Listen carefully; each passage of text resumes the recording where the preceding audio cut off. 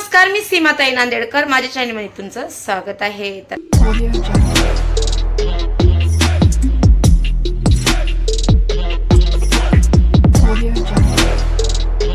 आजचा ब्लॉग पूर्ण बघा. मला रूम पाहिजे होती रूम, पण मला एवढं पण महागाची रूम नाही पाहिजे.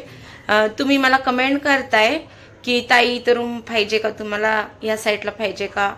हां, मला पाहिजे रूम, पण तुम्ही मला ॲड्रेस बरोबर द्या की तिथं मला येता येईल, नाही का. आणि जर तिथंचा कोणी एजंट असेल तर त्यांचाही नंबर द्या वाटलंच तर कमेंटमध्ये मला. मी त्यांच्याशी कॉन्टॅक्ट करणार आणि तिथे जाऊन बघणार रूम काय कशी आहे काय नाही. तर मी काल एक रूम बघायला गेले होते, पण तिथं 18,000 भाडं बोलतात. भांडूप माहिती असेल तुम्हाला. तर 18,000 भाडं आणि 50,000 काही डिपॉझिट होतं भांडूप साईडला. पण एवढं तर नाही देऊ शकत, का की मला आता माझ्या घरातलं ह्याच भाडं 3 महिने दिलं नाही आहे, परेशानी चालू आहे म्हणून. तर इतकी प्रॉब्लेम चालू आहे तुम्हाला सांगू नाही शकत. आणि आता जो म्हणतानी बघा, जे घरातलं काम म्हणतानी जे घर चालवत असन तेच जर आजारी पडलं तर घर कसं चालणार, नाही का.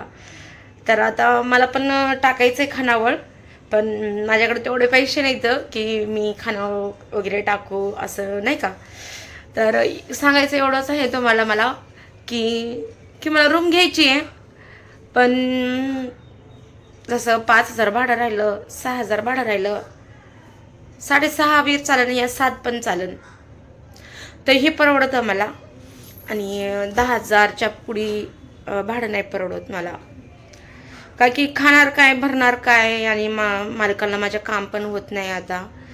त्यांना गोळ्या सुरू होऊन आता झाले 2 महिने, तर अजून 4-5 महिने लागन त्यांना चांगलं व्हायला. तर ह्यासाठी मला काम करायचं आहे, पण मला बिझनेस टाकण्यासाठी माझ्याकडं नाही. तर ह्यासाठी गपची बसले. मी विचार करते की नेमकं कोणता बिझनेस सुरू करायचा की ते कमी पैशामधून होईल असा विचार करत आहे मी. पण दिवस निघत जात आहे विचार करतच. तर आईने पाठवून दिले होते मला 20,000 रुपये यासाठी घर भाडं भरायला, आणि ते भिशी लावली होती भिशी द्यायला. तर आईनं पाठवून दिले, तर मी भिशी दिली आणि काही पैशाचं राशन भरलं घरामध्ये. आणि नवऱ्याला दवा पण आणायची आहे, तर त्या दिवशी आणली होती जाऊन दवा.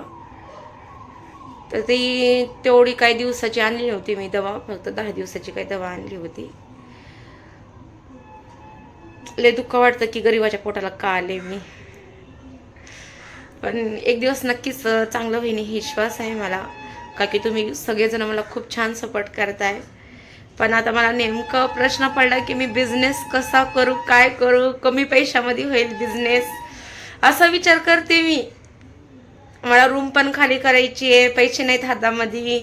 पसारा तिकडे टाकायचा, तिकडे न्यायला पसारा लागतात पैसे गाडीला. आणि हे जे पंखा आहे ते माझा आहे, पण दुसरा पंखा आहे ते खराब झालाय, घर मालकाचा होता. ते नीट करून त्यांना द्यावं लागन. हे लय डोक्याला ताण म्हणतानी सांगू नाही शकत. तकलीफ शब्दामध्ये तर नाहीच मांडू शकत. ज्याच्यावर जे बित्ती ना त्याला समजते की तकलीफ काय असते घरामध्ये काय नाही. तर तुमच्याकडे जर कोणची आयडिया असेल की मी बिझनेस एवढ्या पैशामध्ये टाकू शकते, तर तुम्ही मला खरंच मला सांगा तुम्ही. आणि जर तुमच्याकडे रूम पण असलं ना तेही सांगा मला कमी भाड्यामध्ये.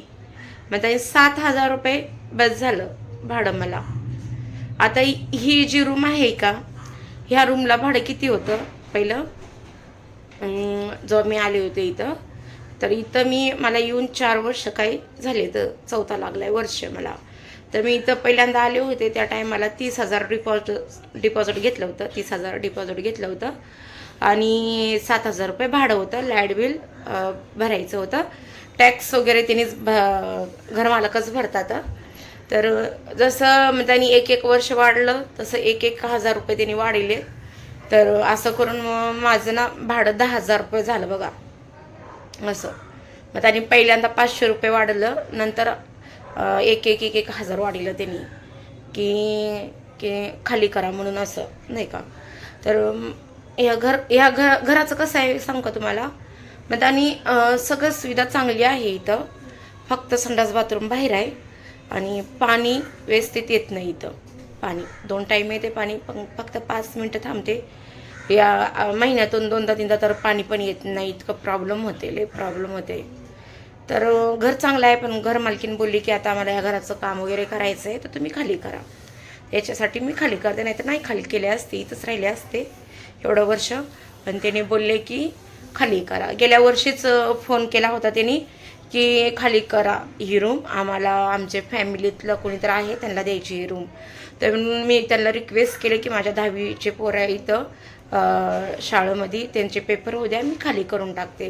पण त्यांनी ऐकत नव्हते. तर मी त्यांच्या नवऱ्याला बोलले, तर भैया म्हणलं असं असं आहे, माझ्या पोरांची 10वी होऊ द्या, मी खाली करते, का की 10वीचं वर्ष आहे, मी कुठं जाणार म्हणलं रूम खाली करून. तर त्यांनी बोलले ठीक आहे, एवढं वर्ष राहा, तर मला आता खाली करायचं आहे.